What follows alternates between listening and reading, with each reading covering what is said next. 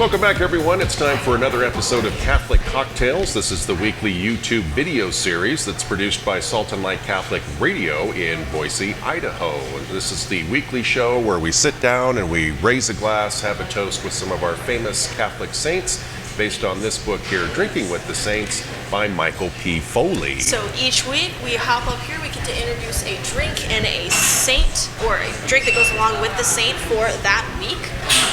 We'll introduce all the ingredients, and then we send it over to Teresa Zapeta, who's kind of our resident saint expert. She'll tell us a little bit more about the saint and then send it back to us.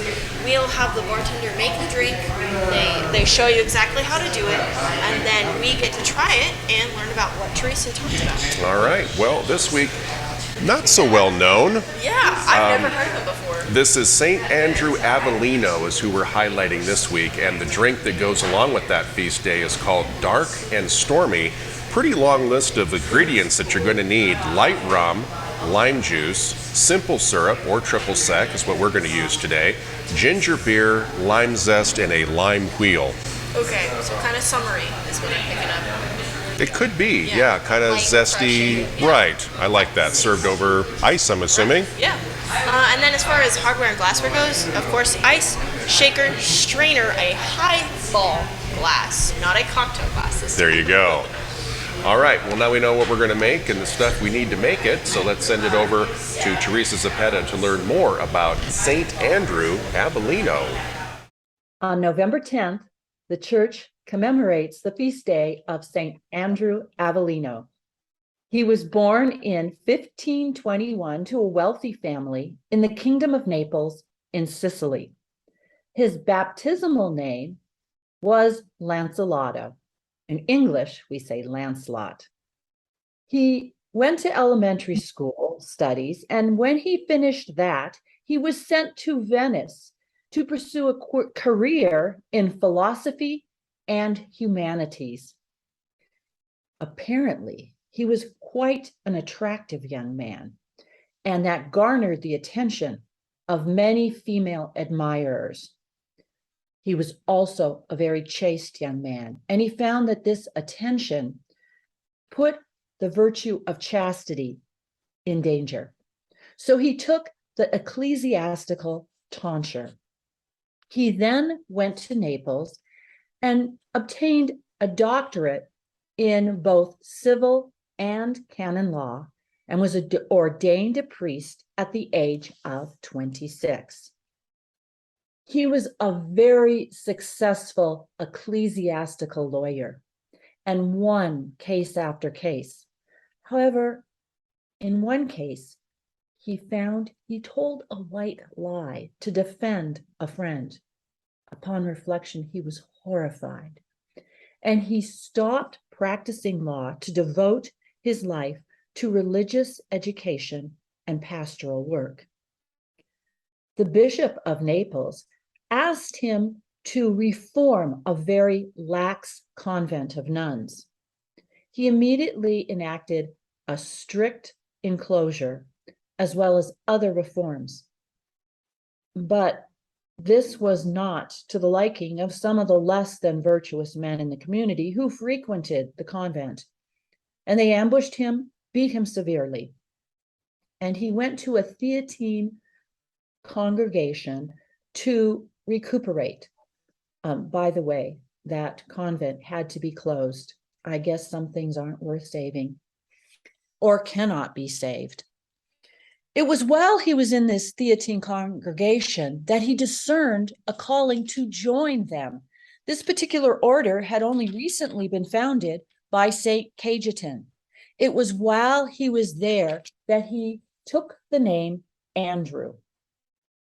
His concern for the reform of the priesthood throughout Italy gained the attention of many prelates, a couple of them cardinals, one of them none other than Charles Borromeo. St. Charles invited Andrew to his diocese of Milan, asking him to found a Theatine congregation there, which Andrew did do, as well as founding another one in Piacenza.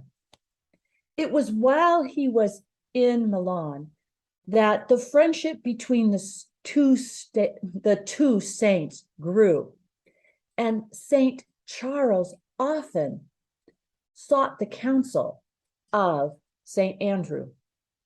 Then in 1582, Andrew returned to Naples and began preaching in the spirit of Catholic reform against the Protestant Reformation. Pope Gregory XIV offered to make him a bishop, but Andrew declined, wanting to spend his time in his apostolate of preaching. Then on November 10th, in 1608, right before Mass, St. Andrew suffered a massive stroke, and he died later that afternoon at the age of 88. Now, surely what I've told you today about St.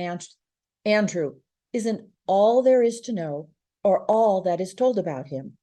In fact, our cocktail today, the Dark and Stormy, references one of the stories about St. Andrew.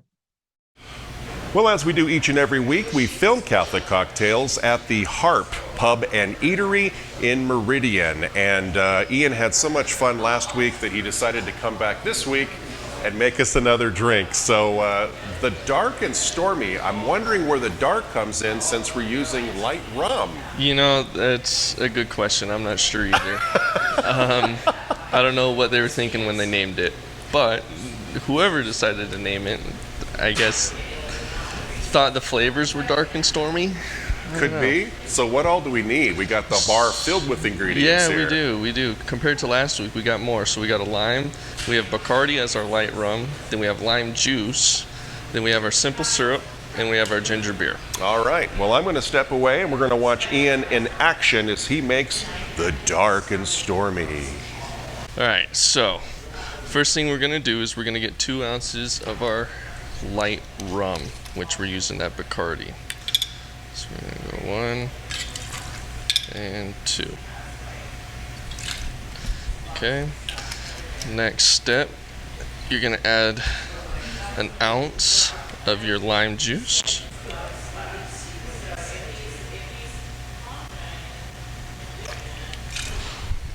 Okay. Then you're going to add a ½ ounce of the simple syrup.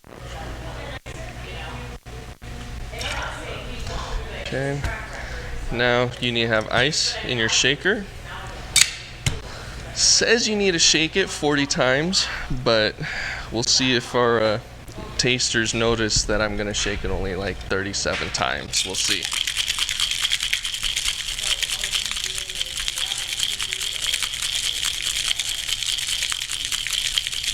Okay, pop it off. Now, grab your cup with ice halfway filled. Get yourself a strainer. Strain it in.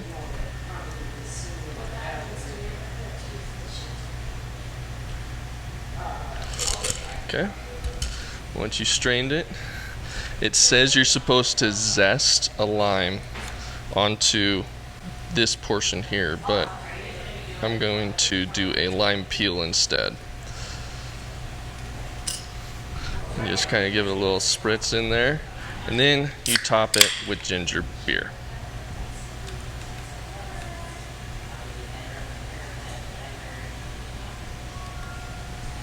Okay, give it a good little mix.